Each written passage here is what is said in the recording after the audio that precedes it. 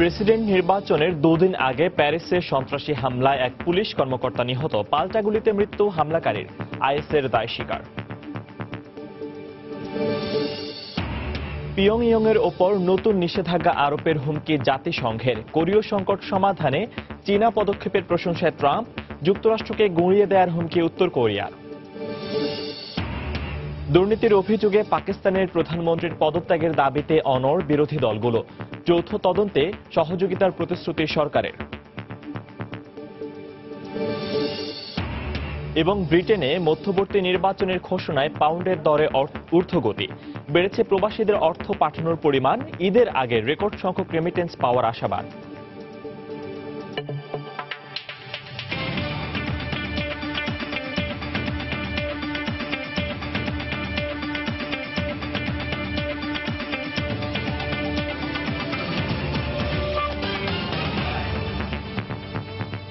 আন্তর্জাতিক সময়ে সঙ্গে আছি আমি ফয়সাল মোর্শেদ। ফ্রান্সের প্যারিসে হামলাকারী চরমপন্থী ছিল এবং আগেও তার বিরুদ্ধে অপরাধে লিপ্ত হওয়ার রেকর্ড আছে বলে জানিয়েছে পুলিশ। তার পরিচয় সম্পর্কে নিশ্চিত হলেও তদন্তের স্বার্থে এখনও নাম প্রকাশ করা হয়নি। বৃহস্পতিবার ওই সন্ত্রাসী হামলায় এক পুলিশ কর্মকর্তা নিহত হন, আহত হন আরও দুজন। হামলার পর পুলিশের পাল্টা গুলিতে সন্দেহভাজন হামলাকারী নিহত হয়। এরই মধ্যে তার পরিবারের 3 সদস্যকে গ্রেফতার করছে পুলিশ। এদিকে হামলার দ্বিতীয় সন্দেহভাজন বেলজিয়ামে পুলিশের কাছে আত্মসমর্পণ করেছে বলে জানায় গণমাধ্যম। আবারও হামলার শিকার প্যারিস। বৃহস্পতিবার মধ্য প্যারিসের চ্যাম্পস এলিসি এভিনিউয়ে টহলরত পুলিশকে লক্ষ্য করে গুলি ছোড়ে অজ্ঞাত বন্দুকধারী। এতে এক পুলিশ কর্মকর্তা নিহত হন। আহত হন অপর এক পুলিশ ও এক নারী পথচারী। পরে পুলিশের পাল্টা গুলিতে নিহত হয় বন্দুকধারী। আমি দেখিনি কি হয়েছে, তবে লোকজন ছোটাছুটি করছিল ও চিৎকার করছিল। এক নারী কাঁদছিল আর বলছিল চ্যাম্পস এলিসিতে হামলা হয়েছে। এই ঘটনার পরপরই চ্যাম্পস এলিসি ও এর আশপাশের এলাকা ঘেরাও করার পাশাপাশি নিরাপত্তা ব্যবস্থা জোরদার করা হয়। রোববার অনুষ্ঠিত হতে যাওয়া প্রেসিডেন্ট নির্বাচনের আগে এ ধরনের ঘটনায় সব প্রার্থী তাদের প্রচারণা সাময়িক বন্ধ রেখেছেন। এ ধরনের হামলা কোনোভাবেই গ্রহণযোগ্য নয়, খুবই দুঃখজনক। আপাতত একে সন্ত্রাসী হামলায় মনে হচ্ছে। তাই পরিস্থিতি বিবেচনা করে আমি আমার পূর্বনির্ধারিত নির্বাচনী প্রচারণা স্থগিত রেখেছি। এরই মধ্যে দেশটির প্রেসিডেন্ট ফ্রাঁসোয়া ওলাদ, প্রধানমন্ত্রী বেরনার্ড কাজিওনভ ও স্বরাষ্ট্রমন্ত্রী ম্যানুয়েল ভলস একে সন্ত্রাসী হামলা হিসেবে উল্লেখ করে নিরাপত্তা বাহিনীর পাশে থাকার কথা জানিয়েছেন। নিহত পুলিশ সদস্যকে রাষ্ট্রীয় সম্মান জানানোর ঘোষণা দেন তারা। আমাদের জনগণের পাশাপাশি আইনশৃঙ্খলা বাহিনীর নিরাপত্তার জন্য আমরা সব ধরনের ব্যবস্থা গ্রহণ করছি। পরিস্থিতি বিবেচনায় শহরের গুরুত্বপূর্ণ পয়েন্টে অতিরিক্ত পুলিশ ও সেনা মোতায়েন করা হয়েছে। এর মধ্যেই এক বিবৃতিতে হামলার দায় স্বীকার করেছে জঙ্গি সংগঠন আইএস। হামলাকারী বেলজিয়ামের নাগরিক এবং তার নাম আবু ইউসুফ বলেও জানিয়েছে আইএস। 2015 সাল থেকে এ পর্যন্ত কয়েক দফা সন্ত্রাসী হামলার শিকার হয়েছে ফ্রান্স। এসব হামলায় এখন পর্যন্ত নিহত হয়েছে 230 জনের বেশি মানুষ। বর্তমানে দেশটিতে জরুরি অবস্থা জারি রয়েছে। শিরিন আক্তার, সময় সংবাদ। এদিকে প্যারিসে সন্ত্রাসী হামলার ঘটনায় উদ্বেগ প্রকাশ করেছেন সেখানে থাকা প্রবাসী বাংলাদেশিরা। এমন জঙ্গি হামলা স্বাভাবিক জীবন যাপনে আতঙ্ক তৈরি করেছে বলে জানান তারা। এই হামলা উগ্র জাতীয়তাবাদকে আরো উস্কে দেবে বলেও আশঙ্কা প্রবাসীদের। অনেক ভয়ের মধ্যে আছি। এখানে অনেক বাংলাদেশি ফ্যামিলি বাস করে, যারা বাচ্চা কাচ্চা নিয়ে স্কুলে যায়। আমরাও বাচ্চাদেরকে নিয়ে স্কুলে যাই, যেটার জন্য অনেক ভয় লাগে যে কখন কি হয়ে যায় জানি না। এত কড়া নিরাপত্তার মধ্যে দিয়ে যে এভিনিউ সংজলিজিতে যে ঘটনাটা ঘটে গেল, আসলেই আমরা অনেক চিন্তিত এবং শঙ্কিত। আমার মনে হয় এই ঘটনার মধ্যে দিয়ে ম্যারিন লুপেনের পাল্লাটা অনেক ভারী হয়ে গেল। প্যারিসে যারা আছে খুব একটা আতঙ্কের মধ্যে আছে, বিশেষ করে আমরা যারা কাজে যাওয়া আসা করে আসার সময় এবং যাওয়ার সময় মেট্রোর মধ্যে, ট্রেনের মধ্যে খুব একটা আতঙ্কের মধ্যে থাকে। আবারও যাতে কোনো এরকম গোলাগুলি হয় কিনা। এদিকে ফ্রান্সে রোববার প্রথম দফায় প্রেসিডেন্ট নির্বাচনের আগে আরও সন্ত্রাসী হামলার আশঙ্কা করছেন দেশটির ডানপন্থী ন্যাশনাল ফ্রন্ট দলীয় প্রেসিডেন্ট পদপ্রার্থী ম্যারি লো পেন। হামলার পর এরই মধ্যে বেশ কয়েকজন প্রার্থী তাদের প্রচারণাও স্থগিত রেখেছেন। বৃহস্পতিবার মধ্য প্যারিসের চাম্পস এলিসি অ্যাভিনিউয়ে টহলরত পুলিশের ওপর হামলার পর লোপেন সবার আগে নিরাপদ সীমান্ত গড়ে তোলার উপর গুরুত্বারোপ করেন। সন্ত্রাসীরা সারা বিশ্বে যুদ্ধ শুরু করে দিয়েছে। ফ্রান্সে একের পর এক সন্ত্রাসী হামলা, তারই প্রভাব। সন্ত্রাসবাদ শূন্যের কোঠায় নামিয়ে আনা সম্ভব না, তবে নিয়ন্ত্রণ করা সম্ভব। আমি ফ্রান্সের মানুষকে রক্ষা করতে চাই, এজন্য সবাইকে নিয়ে সমন্বিত পদক্ষেপের বিকল্প নেই। যুক্তরাষ্ট্র ও উত্তর কোরিয়ার মধ্যে চলমান উত্তেজনার ধারাবাহিকতায় এবার পিয়ংইয়ং এর উপর নিষেধাজ্ঞার পরিসর আরও বাড়ানোর হুমকি দিয়েছে জাতিসংঘ। উত্তর কোরিয়া বিষয়ে রুশ মার্কিন মতভেদ দেখা দেওয়ার পর নিরাপত্তা পরিষদকে ঐক্যমত্যে পৌঁছানোর আহ্বান দিয়েছে চীন। এর মধ্যে কোরীয় সমস্যার সমাধানে চীনা পদক্ষেপের প্রশংসা করেছেন মার্কিন প্রেসিডেন্ট ডোনাল্ড ট্রাম্প। এদিকে কোনো কিছুর তোয়াক্কা না করে যুক্তরাষ্ট্রে হামলা চালিয়ে দেশটিকে গুঁড়িয়ে দেওয়ার হুঁশিয়ারি দিয়েছে উত্তর কোরিয়া। হুমকি পাল্টা হুমকি আর উত্তপ্ত বাক্য বিনিময়ে যুক্তরাষ্ট্র ও উত্তর কোরিয়ার মধ্যে উত্তেজনা বেড়েই চলেছে। পিয়ংইয়ং এর পরমাণু কর্মসূচি বন্ধে প্রয়োজনে তাদের উপর শক্তি প্রয়োগের মার্কিন হুঁশিয়ারির পর বৃহস্পতিবার ক্ষুব্ধ প্রতিক্রিয়া জানায় উত্তর কোরিয়া। দেশটির রাষ্ট্রীয় টেলিভিশনে এক বিবৃতিতে হামলা চালিয়ে যুক্তরাষ্ট্রকে ধ্বংস করে দেওয়ার হুমকি পুনর্ব্যক্ত করা হয়। এর মধ্যেই উত্তর কোরিয়ার বিরুদ্ধে নতুন নিষেধাজ্ঞা আরোপের প্রস্তুতির জানান দিল জাতিসংঘ। দেশটির বিরুদ্ধে কোরীয় উপদ্বীপে অস্থিরতা তৈরির অভিযোগ তুলে আর কোনো উস্কানিমূলক আচরণ করলে পিয়ংইয়ং এর বিরুদ্ধে কঠোর ব্যবস্থা গ্রহণের ইঙ্গিত দিয়ে বৃহস্পতিবার একটি বিবৃতি দেয় নিরাপত্তা পরিষদ। তবে পরিষদের স্থায়ী সদস্য রাষ্ট্র রাশিয়া ও যুক্তরাষ্ট্রের মধ্যে উত্তর কোরিয়া বিষয়ে কিছু মতপার্থক্য দৃশ্যমান হয়ে উঠেছে। ওয়াশিংটন একতরফা পিয়ংইয়ং এর বিরুদ্ধে ব্যবস্থা গ্রহণের পক্ষে থাকলেও আলোচনার মাধ্যমে সমস্যা সমাধানের উপর গুরুত্বারোপ করছে মস্কো। এ অবস্থায় মতভেদ কাটিয়ে উঠে চলমান সংকট সমাধানে নিরাপত্তা পরিষদকে ঐক্যবদ্ধ সিদ্ধান্ত গ্রহণের আহ্বান জানিয়েছে চীন। অন্যথায় পরিস্থিতি আরো জটিল হয়ে উঠতে পারে বলে আশঙ্কা প্রকাশ করেছে দেশটির পররাষ্ট্র দপ্তর। চীন বিশ্বাস করে নিরাপত্তা পরিষদের ঐকমত্যের ভিত্তিতে যে কোনো বিরূপ পরিস্থিতি মোকাবেলা করা সম্ভব। কোরীয় উপদ্বীপের উত্তেজনা নিরসনে সবার উচিত দ্রুত একটি গ্রহণযোগ্য সমঝোতায় পৌঁছা। এর মধ্যেই উত্তর কোরিয়া ইস্যুতে অবদানের জন্য চীনের প্রশংসা করল যুক্তরাষ্ট্র। উত্তর কোরিয়ার উপর চীনের গুরুত্বপূর্ণ প্রভাব রয়েছে উল্লেখ করে আগের তুলনায় বর্তমানে বেইজিং সক্রিয় দায়িত্ব পালন করছে বলে মন্তব্য করেছেন মার্কিন প্রেসিডেন্ট ডোনাল্ড ট্রাম্প। কোরিয়া বিষয়ে চীনের পক্ষ থেকে আমরা কার্যকরী কিছু পদক্ষেপ দেখতে পেয়েছি, যা হয়তো আমরা প্রত্যাশা করিনি। আমার বিশ্বাস প্রেসিডেন্ট শি জিনপিং এর সঙ্গে আমার বৈঠকে তিনি যেসব কথা দিয়েছিলেন তা পালনে চীনা প্রেসিডেন্ট প্রতিজ্ঞাবদ্ধ। আশা করব উত্তর কোরিয়ার পরমাণু কর্মসূচি বন্ধে চীন তাদের উপর চাপ অব্যাহত রাখবে। প্রকাশ্যে এমন বেইজিং বন্দনা সত্ত্বেও কোরীয় উপদ্বীপে চীনা বোমারু বিমান মোতায়েনের খবরে যুক্তরাষ্ট্র সতর্ক অবস্থানে রয়েছে বলে সংশ্লিষ্ট সূত্রের বরাতে জানায় গণমাধ্যম। উত্তর কোরিয়ার ওপর যে কোনো আগ্রাসন মোকাবিলায় দেশটির সীমান্তের কাছে রুশ ও চীনা সামরিক বাহিনী মোতায়েনের খবরও পাওয়া গেছে। তবে উত্তর কোরিয়া ষষ্ঠবারের মতো পরমাণু অস্ত্রের পরীক্ষা চালালে যুক্তরাষ্ট্র পাল্টা ব্যবস্থা নিতে প্রস্তুত বলে জানিয়েছে মার্কিন সামরিক বাহিনী। পিয়ংইয়ং এর সম্ভাব্য পারমাণবিক পরীক্ষার প্রস্তুতি মার্কিন গোয়েন্দা বিমানের নজরদারিতে রয়েছে বলে জানায় ওয়াশিংটন। রিয়াদুল ইসলাম, সময় সংবাদ। আন্তর্জাতিক সময়ে আরো দেখবেন, দ্রুত ফিলিস্তিন ও ইসরায়েলকে শান্তি আলোচনায় বসার আহ্বান চীনের। ফিলিস্তিনিদের স্বাধিকার আন্দোলনের প্রতি সমর্থন অব্যাহত রাখার ঘোষণা বাংলাদেশের।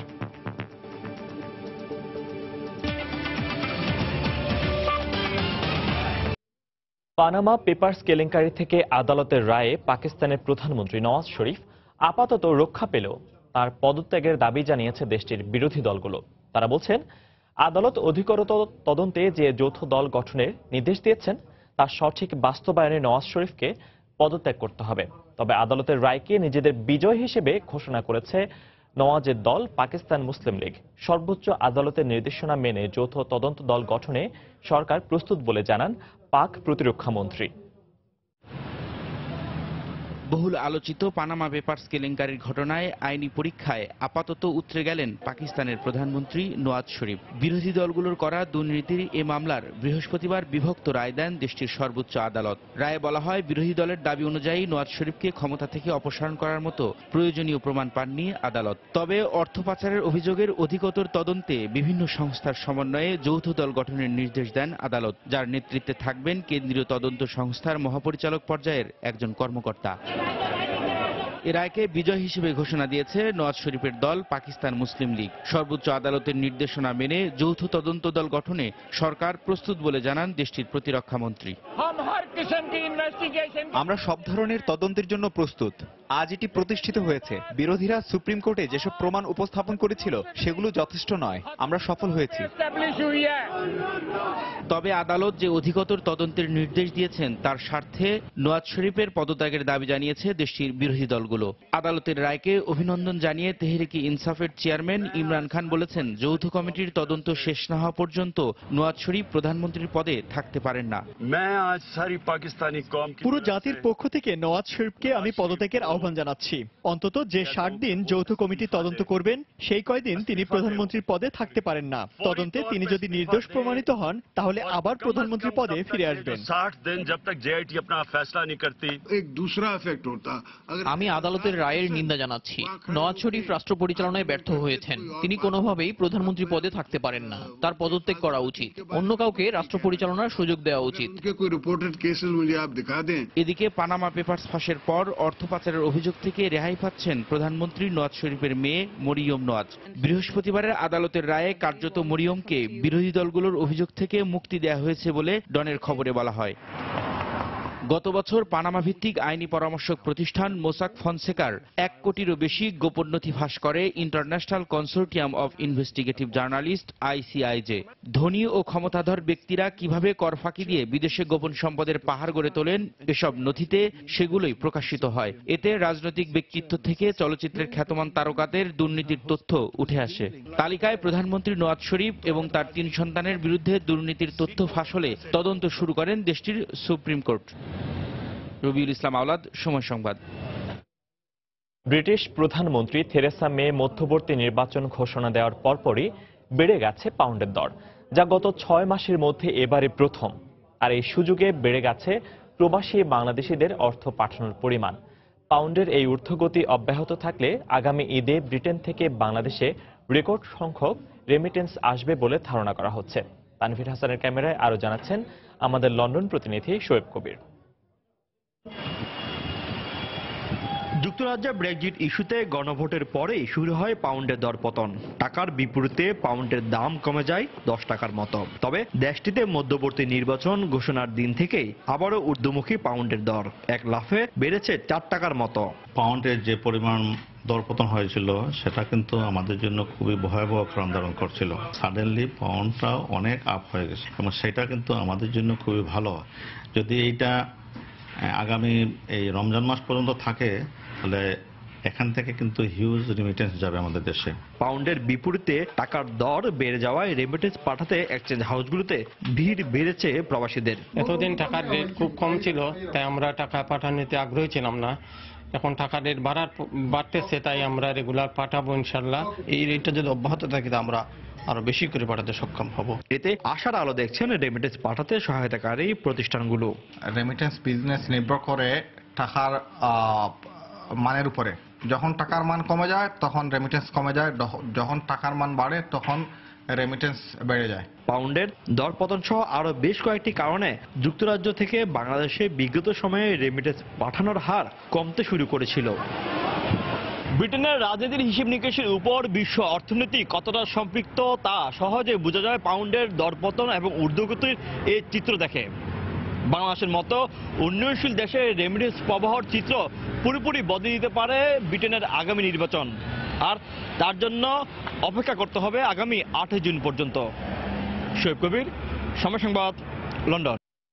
যুক্তরাষ্ট্র শক্তিশালী ও ঐক্যবদ্ধ ইউরোপ দেখতে চায় বলে মন্তব্য করেছেন প্রেসিডেন্ট ডোনাল্ড ট্রাম্প। এর আগে ব্রেক্সিটের প্রতি সমর্থন জানালেও বৃহস্পতিবার হোয়াইট হাউসে ইতালির প্রধানমন্ত্রীর সঙ্গে বৈঠকে সেই অবস্থান থেকে সরে আসেন তিনি। প্রেসিডেন্ট ট্রাম্পের সঙ্গে আগামী মাসে অনুষ্ঠেয় বৈঠকে দুই দেশের মতপার্থক্য কমিয়ে আনার আশা প্রকাশ করেছেন তুর্কির প্রেসিডেন্ট এরদোয়ান।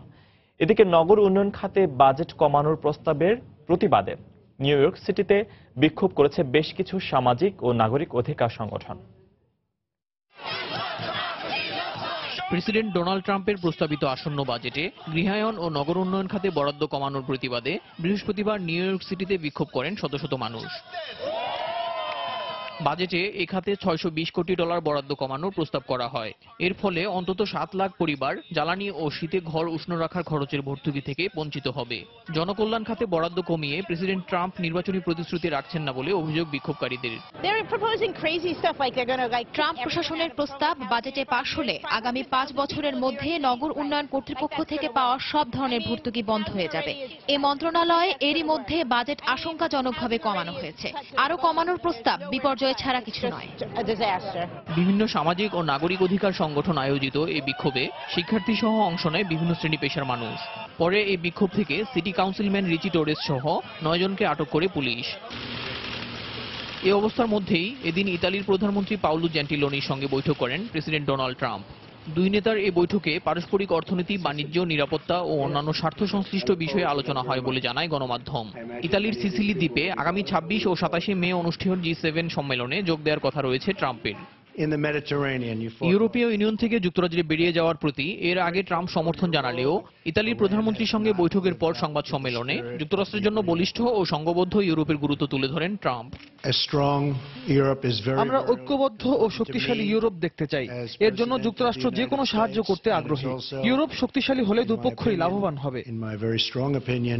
অন্যদিকে আগামী 16 ও 17 মে যুক্তরাষ্ট্র সফরে মার্কিন প্রেসিডেন্টের সঙ্গে বৈঠক করবেন বলে জানিয়েছেন তুর্কি প্রেসিডেন্ট রিসেপ তাইপ এরদোয়ান। এই বৈঠকে সিরিয়ায় কুর্দি মিলিশিয়াদের প্রতি যুক্তরাষ্ট্রের সমর্থন ও তুরস্কে অভ্যুত্থানের ইন্ধনদাতা হিসেবে অভিযুক্ত ধর্মীয় নেতা ফেতুল্লাহ গুলেনকে হস্তান্তরের বিষয়ে দুই দেশের মতপার্থক্য কমিয়ে আনা সম্ভব হবে বলে আশা প্রকাশ করেন এরদোয়ান। যুক্তরাষ্ট্র কৌশলগত ক্ষেত্রে আমাদের গুরুত্বপূর্ণ মিত্র।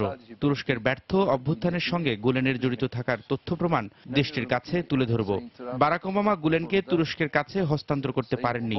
আশা করছি প্রেসিডেন্ট ট্রাম্প তা পারবেন। এদিকে ইন্দোনেশিয়া সফররত মার্কিন ভাইস প্রেসিডেন্ট মাইক পেন্স শুক্রবার জাকার্তায় এক অনুষ্ঠানে বলেছেন, সন্ত্রাসবাদ নির্মূলের লড়াই থেকে যুক্তরাষ্ট্র কখনো পিছপা হবে না। প্যারিসে হামলা চালিয়ে পুলিশ সদস্যকে হত্যার প্রসঙ্গ টেনে তিনি বলেন, এই হামলা প্রমাণ করে সন্ত্রাসীরা যে কোনো সময় যে কোনো স্থানে হামলা চালাতে পারে। আগামী নভেম্বরে প্রেসিডেন্ট ট্রাম্প এশিয়া সফর করবেন বলেও জানান পেন্স। দেলোয়ার হোসেন, সময় সংবাদ। এদিকে যুদ্ধবিধ্বস্ত লিবিয়ায় জাতি গঠন ও স্থিতিশীল সরকার প্রতিষ্ঠা করা যুক্তরাষ্ট্রের দায়িত্ব নয় বলে জানিয়েছেন মার্কিন প্রেসিডেন্ট ডোনাল্ড ট্রাম্প। বৃহস্পতিবার বৈঠকে ইতালির প্রধানমন্ত্রী পাওলো জেন্টিলোনি স্থিতিশীল ঐক্যবদ্ধ লিবিয়ার প্রয়োজনীয়তার কথা তুলে ধরলে ট্রাম্প বলেন, জঙ্গি গোষ্ঠী আইএসকে পরাজিত করতে পারলেই দেশটি থেকে সেনা ফিরিয়ে আনবে যুক্তরাষ্ট্র।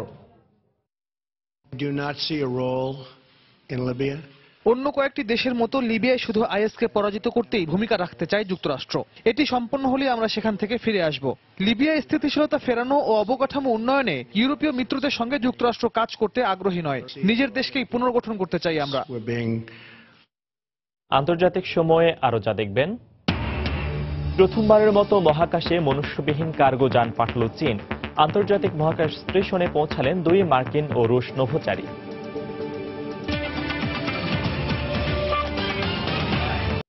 ফিলিস্তিন ও ইসরায়েলকে শান্তি আলোচনায় বসার আহ্বান জানিয়েছেন জাতিসংঘে নিযুক্ত চীনের স্থায়ী প্রতিনিধি লি চাই। বৃহস্পতিবার মধ্যপ্রাচ্য ইস্যুতে জাতিসংঘের নিরাপত্তা পরিষদের বৈঠকে তিনি জানান, উভয়ের উচিত জনগণের স্বার্থকে প্রাধান্য দিয়ে নিজেদের মধ্যে সুসম্পর্ক তৈরি করা। এ সময় পরস্পরের মধ্যে বিশ্বাস ও সম্মান বাড়ানোর আহ্বানও জানান তিনি। সভায় জাতিসংঘের মধ্যপ্রাচ্য শান্তি আলোচনার বিশেষ সমন্বয়কারী নিকোলাভ ম্যাডেনভ হুঁশিয়ারি করে বলেন, মধ্যপ্রাচ্যে বিদ্রোহ ছড়িয়ে পড়লে এর জন্য ইসরায়েল ফিলিস্তিন সংঘাত দায়ী থাকবে।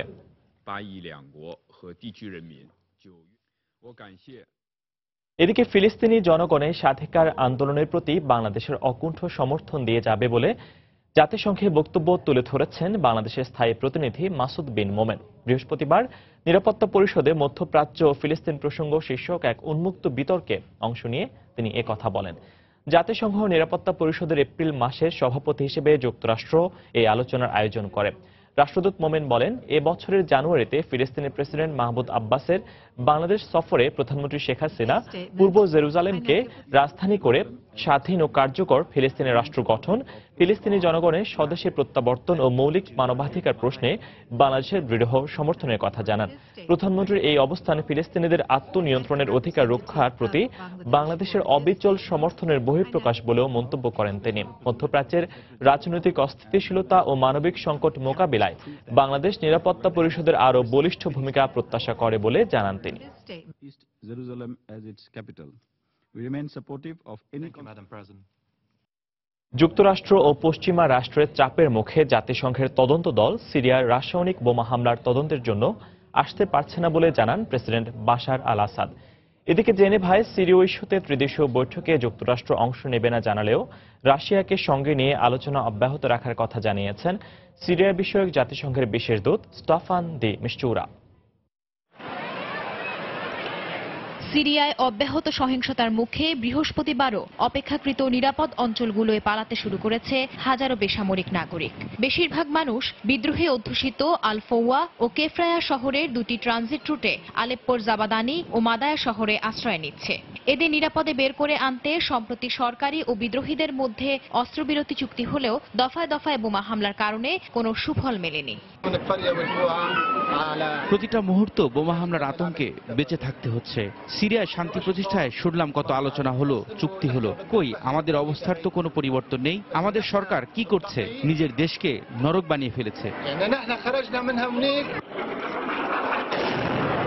দক্ষিণাঞ্চলীয় দেরা প্রদেশ এবং কৌশলগত গুরুত্বপূর্ণ মানশিয়া জেলা থেকে বিদ্রোহীদের হটাতে তাদের অবস্থানে হেলিকপ্টার থেকে ব্যারেল বোমা হামলা অব্যাহত রেখেছে সরকারি বাহিনী। সিরিয়ার অন্য প্রান্তে হামা প্রদেশের 3টি শহরে জঙ্গি গোষ্ঠী আইএস এবং আল কায়দা সংশ্লিষ্ট জাবাত ফাতেহ আল শামের বিভিন্ন অবস্থানে মর্টার ও রকেট হামলার পাশাপাশি সম্মুখ যুদ্ধে অংশ নেয় তারা। সিরীয় ইস্যুতে জেনেভার ত্রিদেশীয় বৈঠকে অংশ নিতে যুক্তরাষ্ট্র অস্বীকৃতি জানালেও শুধু রাশিয়াকে নিয়েই আলোচনা চলবে বলে জানিয়েছেন সিরিয়া বিষয়ক জাতিসংঘের বিশেষ দূত স্টাফান দি মিস্তুরা। সিরিয়ায় বিবাদমান পক্ষগুলোর মধ্যে সমঝোতার মাধ্যমে রাজনৈতিক সমাধানের পথ বের করতে সোমবার রাশিয়ার উপপররাষ্ট্রমন্ত্রী গেনাডি গাটিলোভের সঙ্গে তার বৈঠক করার কথা রয়েছে। সিরিয়ায় একে যুদ্ধ চলছে, তার মধ্যে জিনিসপত্রের দাম ভয়াবহ আকারে বেড়ে গেছে। কদিন পর মানুষের না খেয়ে মরার উপক্রম হবে। এ অবস্থায় কারো জন্য শান্তি আলোচনা থামিয়ে রাখাটা ঠিক হবে না। আস্তানা, জেনেভা ও সবশেষ তেহরানের ত্রিদেশীয় বৈঠকের বিভিন্ন বিষয়ে রাশিয়ার সঙ্গে আমি কথা বলবো। এদিকে সিরিয়ার ইদলিবে রাসায়নিক বোমা হামলার তদন্তে প্রেসিডেন্ট বাশার আল আসাদ জাতিসংঘকে তদন্ত দল পাঠানোর আহ্বান জানালেও যুক্তরাষ্ট্র ও পশ্চিমা রাষ্ট্রের চাপের মুখে নীরব ভূমিকায় রয়েছে সংস্থাটি। রাসায়নিক হামলার সত্যতা ধামাচাপা দিতে এবং সায়রাত বিমান ঘাঁটিতে ক্ষেপণাস্ত্র হামলার প্রশ্নে জবাবদিহিতা এড়াতে যুক্তরাষ্ট্র এমন বাধার সৃষ্টি করছে বলে অভিযোগ করেন আসাদ। সঞ্জনা চৌধুরী, সময় সংবাদ। মিশরের সিনাই উপত্যকায় নিরাপত্তা বাহিনীর অভিযানে আইএস সংশ্লিষ্ট 19 জঙ্গি নিহত হয়েছে। দেশটির নিরাপত্তা বাহিনী বিবৃতিতে জানায়, বৃহস্পতিবার সিনাইয়ের উত্তরাঞ্চলে স্থল অভিযান ও বিমান হামলায় নিহত এই জঙ্গিদের মধ্যে 3 জন শীর্ষ নেতা রয়েছে। মিশরীয় বেশ কিছু সেনা ও পুলিশ সদস্যদের উপর হামলার জন্য আনসার বেইত আল মাকদিস নামের জঙ্গি গোষ্ঠীটিকে অভিযুক্ত করা হয়। নিরাপত্তা বাহিনীর এই অভিযানের ব্যাপারে আইএস কোনো বক্তব্য দেয়নি। মার্কিন প্রেসিডেন্ট ডোনাল্ড ট্রাম্পের প্রশাসন উইকিলিক্সের প্রতিষ্ঠাতা জুলিয়ান অ্যাসাঞ্জকে গ্রেফতারের প্রক্রিয়া শুরু করেছে। বৃহস্পতিবার অ্যাটর্নি জেনারেল জেফ সেশনস গণমাধ্যমকে এ তথ্য জানান। যুক্তরাষ্ট্র অ্যাসাঞ্জকে গ্রেফতারের বিষয়টি অত্যন্ত গুরুত্বের সঙ্গে দেখছে এবং তাকে গ্রেফতারের প্রচেষ্টা জোরালো করছে বলেও জানান তিনি। 2010 সালে লাখ লাখ গোপন নথি ফাঁস করে আলোচনায় আসে বিকল্প সংবাদ মাধ্যম উইকিলিক্স। সে সময় নিউ ইয়র্ক টাইমস ও দ্য গার্ডিয়ানের মতো গণমাধ্যম উইকিলিক্সের ফাঁস করা তথ্য প্রকাশ করে। সে সময় এক সাক্ষাৎকারে ট্রাম্প তথ্য ফাঁসকে গুরুতর অপরাধ আখ্যা দিয়ে অপরাধের ফাঁসি দাবি করেন। তবে 2016 সালের নির্বাচনে হিলারি ক্লিন্টনের কিছু বিতর্কিত মেইল ফাঁস করায় ট্রাম্প জানান তিনি উইকিলিক্সকে ভালোবাসেন।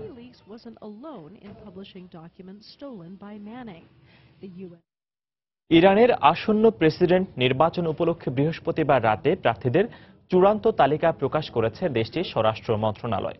বর্তমান প্রেসিডেন্ট হাসান রুহানি ছাড়াও দেশটির আরো 5 জন বিশিষ্ট ব্যক্তি এই তালিকায় স্থান পেয়েছেন। তারা হলেন সাবেক সংস্কৃতি মন্ত্রী মোস্তফা আকা মির সালিম, সাবেক ভাইস প্রেসিডেন্ট হাসিমি তাবা, বর্তমান ভাইস প্রেসিডেন্ট ইশাক জাহাঙ্গীরি, তেহরানের মেয়র মোহাম্মদ বাকের কালিবাহ এবং ইমাম রেজা মাজারের প্রধান জিম্মাদারি সৈয়দ ইব্রাহিম রাইসি।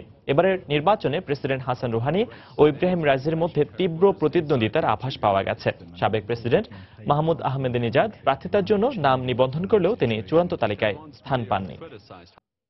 ভারতে সেনাদের জন্য বরাদ্দ খাবারের গুণগত মান নিয়ে কয়েক মাস আগে সামাজিক যোগাযোগ মাধ্যমে প্রশ্ন তোলা বিএসএফ সেনাকে চাকরি থেকে বরখাস্ত করা হয়েছে।